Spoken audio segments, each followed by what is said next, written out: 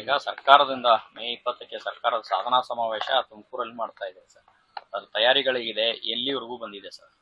ಇಲ್ಲ, ನಮಗೆ ಕಂದಾಯ ಇಲಾಖೆಯಿಂದ ಇಡೀ ರಾಜ್ಯದಲ್ಲಿ ಭೌತಿಕಾತೆ, ಹಕ್ಕುಪತ್ರ, ಆಮೇಲೆ ಈ ಕಂದಾಯ ಗ್ರಾಮಗಳು, ಇದನ್ನೆಲ್ಲ ನಾವು ತೀರ್ಮಾನಗಳು ಮಾಡಿ ಲಕ್ಷಾಂತರ ಜನರಿಗೆ ಹಕ್ಕುಪತ್ರವನ್ನು ಕೊಡ್ತಾ ಇದ್ದಾರೆ.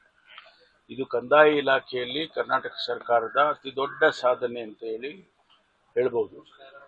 ಅದರ ಮುಂದುವರಿದ ಭಾಗ ತುಮಕೂರಿನಲ್ಲಿ ಸುಮಾರು 1,40,000 ಜನರಿಗೆ ನಾವು ಈಗ ಹಕ್ಕುಪತ್ರಗಳನ್ನು ಕೊಡ್ತಕ್ಕಂಥ ಕಾರ್ಯಕ್ರಮವನ್ನು ಮಾಡಿಕೊಂಡಿದ್ದೆವು.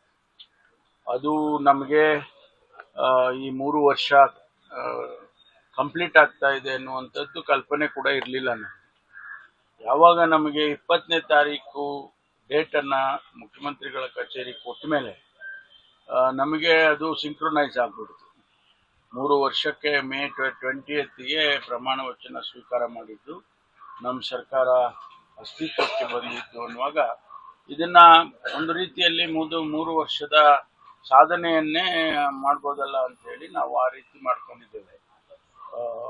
ಸಾಧನೆಗಿನ್ನ ಹೆಚ್ಚಾಗಿ ನಮ್ಮ ಕಂದಾಯ ಇಲಾಖೆ ಕಾರ್ಯಕ್ರಮ ಮುಖ್ಯವಾಗಿ ನಡೆಯುತ್ತೆ.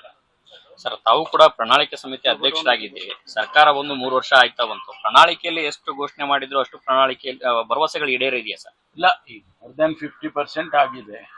ಇನ್ನು 2 ವರ್ಷದಲ್ಲಿ ಏನು ನಾವು ಮಾಡಬೇಕಾದದ್ದನ್ನೆಲ್ಲ ಮಾಡ್ತೇವೆ.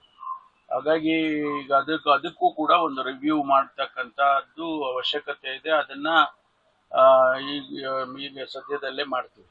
ಸರ್, ಕೇರಳದಲ್ಲಿ ಸರ್ ಈಗ ಇದು ತಮಿಳುನಾಡಲ್ಲಿ ಕುದುರೆ ವ್ಯಾಪಾರ ಶುರುವಾಗಿದೆ ಸರ್. ನಿಮ್ಮ ಶಾಸಕರನ್ನೆಲ್ಲ ಕೂಡ ಬೈ ಮಾಡೋದಕ್ಕೆ ಮುಂದಾಗಿದ್ದಾರೆ ಅಂತ ಏನೋ ರೆಸಾರ್ಟ್ ಕಡೆ ಶಿಫ್ಟ್ ಮಾಡಿದ್ರು ಸರ್. ನಿಮ್ಗೆ ಏನಾದ್ರು ಮಾಹಿತಿ ಇಲ್ಲ?